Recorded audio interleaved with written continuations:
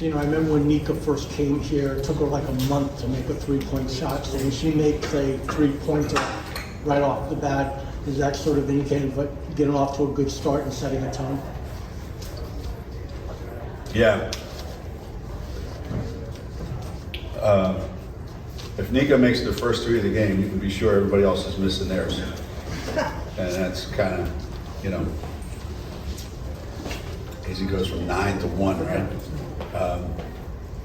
Nika, she's been working hard on, you know, the facets of the game that she's not particularly thrilled with over the years, and that's certainly one area. She's more confident in it, and doesn't hesitate, doesn't shy away from it. So certainly was a good way to start the game for sure. But you know, the defensive energy in the game was pretty much what set the tone, and you know, and it carried over pretty much throughout the entire game. A couple lapses, but that was it. Geno, by contrast, you had AZ missing her first 7 threes of the game, but she kept playing and doing other things. She made her first 8 two-pointers of the game. Just talk about how much, you know, she's proving that she's a lot more than just a shooter.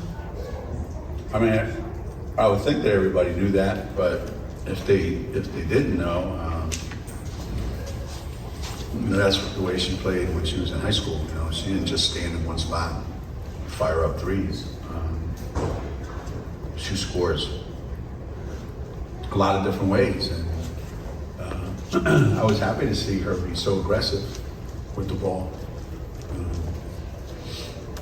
There's going to be a lot of games where, for whatever reason, the ball doesn't go in, and you need to figure out a way to, you know,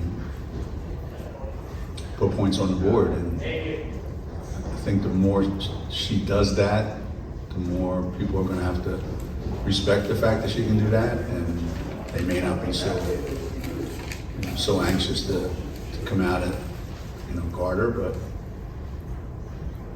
I think between, you know, that first half, between what she did and what Aaliyah did, you know, Aaliyah reminded me of her freshman year. She was everywhere. There wasn't a possession, it seemed like, that she wasn't involved in the whole first half, both ends of the floor. And you know, that's something that was missing last year for long stretches. So if we can get the guard play that we're getting, and then we get that, you know, that bodes pretty well for us. Geno, you mentioned that, you know, the defensive energy set the tone with, you know, 43 points off turnovers. Just what did you think of the transition game tonight? Yeah, you're not going to have that every game, right? You know, you're not going to score 43 points off of turnovers most nights. But I think the way we played, the way we went after some loose balls that were 50-50 balls that we came up with, and you know, I thought we were constantly, you know, pushing the pace to the point where I actually had to tell them during one timeout to slow down. I think we were going so fast that we were, you know, so anxious, you know, to play, and the way we were playing. You know, when you play the way we played defensively, you also have to be able to dial it down when you get on the offensive end. You know, if you're that into it on the defensive end, you can't stay like that when you get to the offensive end. So when we found a pretty good pace to play at, you know, things started to click for us. I know you just. Go ahead. Where are you? Go ahead. I know you just spoke on this a second ago, but can you say your opinions on Edwards and Dorca's defensive presence tonight? Yeah, it's funny. We brought that up in the locker room afterwards. This idea that in order to win, you know, at this level, you have to have a tremendous presence in the lane. You have to score in the lane, and you have to get fouled in the lane. And defensively, you have to make sure they get no easy buckets and they get no second shot. So it's not it's not an easy ask of, post players, but there's a theory that, it's a guard's game, and there's a reason for that. They have the ball in their hands all the time. They dribble it, they pass it, they shoot it. They got to make good decisions with the ball. And our guard plays pretty good, but that's not going to win you the games you want to win. Those games are decided by your presence in the lane, and I thought Dorka and Aaliyah were that, and it was great that they did that, because Monday it's going to be really challenging for them. But that's what they're capable of doing, and you throw Yana in there, and we're going to need every single bit of what they did tonight and then some. In a lot of the games we're going to have to win this year. Geno, when AZ arrived, you said, watch, she's going to be much more than a designated hitter, is the way you put it. Mm-hmm. And she's obviously a great shooter. I'm just wondering, if you take away her great shooting ability and just look at everything she does, what most impresses you about the way she plays basketball now that you've coached her for a year plus? Probably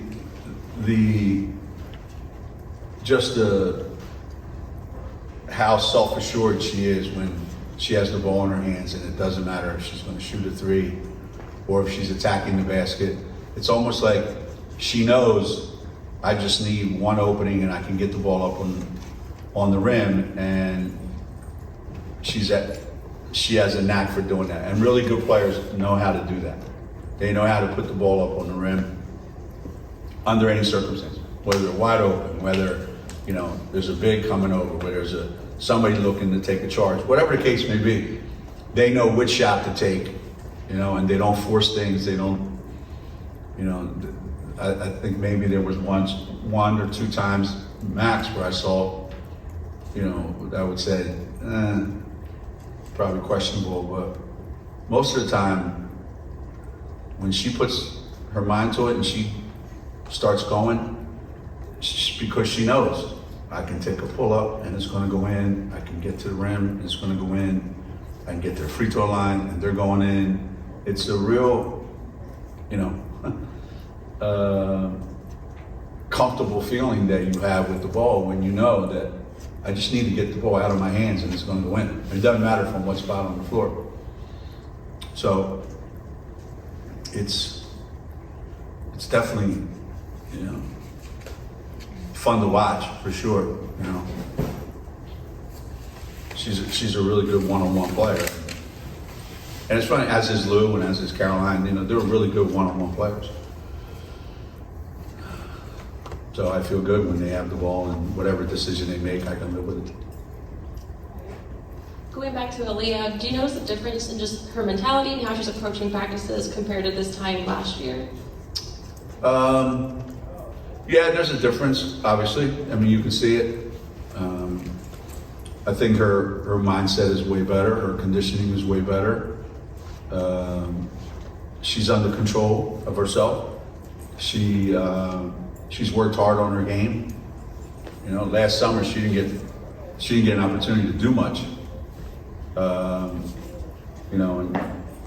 she was around a lot. She passed up, some opportunities to go, and chose to stay here on campus and work out with the team. So I think it's a result of putting in the time and knowing this is what I have to get better at, and watching a lot of film and understanding this is my role, this is who I am, and this is what I have to bring every day. And I think she'd be the first to tell you, I don't want it to be like it was last year. I wasn't happy with myself. The ups and downs, the inconsistencies. And we played one exhibition game and we played today, and if that's any indication of how it's going to be, then I would say she's 180 compared to last year at this time. What'd you make of Aubrey?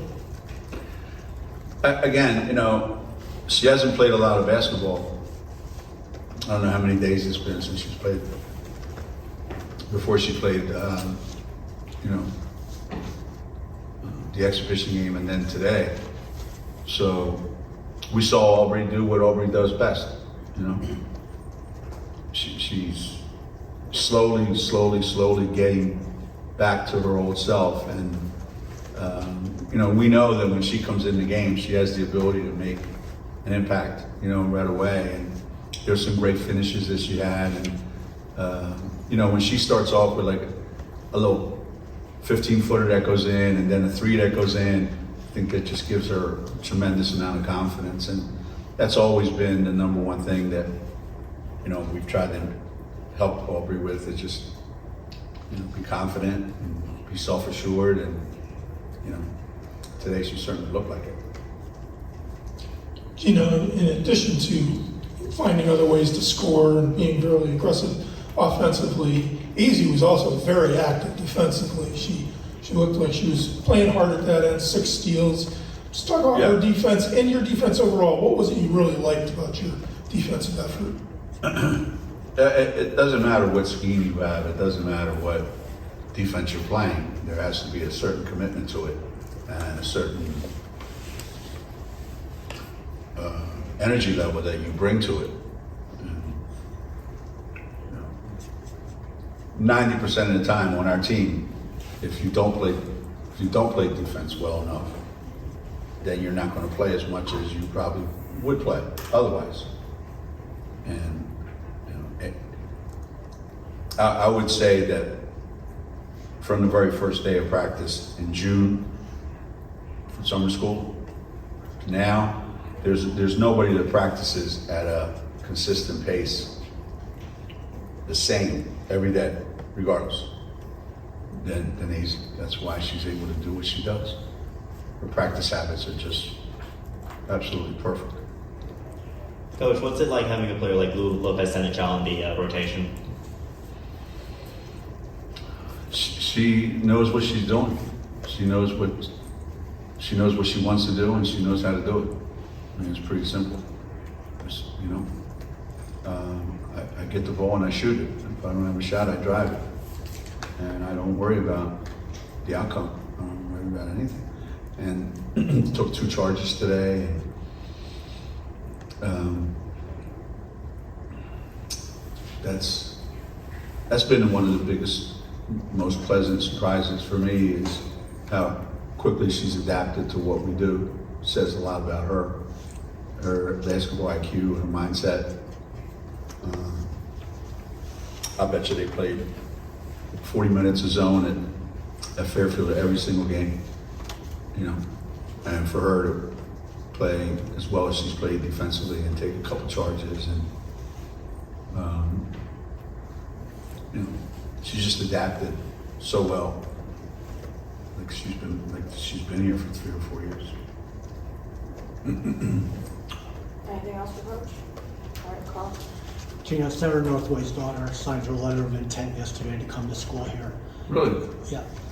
Just, to I saw her here on her official visit. Right. Yeah. Just to have, someone to, have her daughter come here, one of your former players, and, what does that mean? I mean, other than, the feeling of being old, I guess.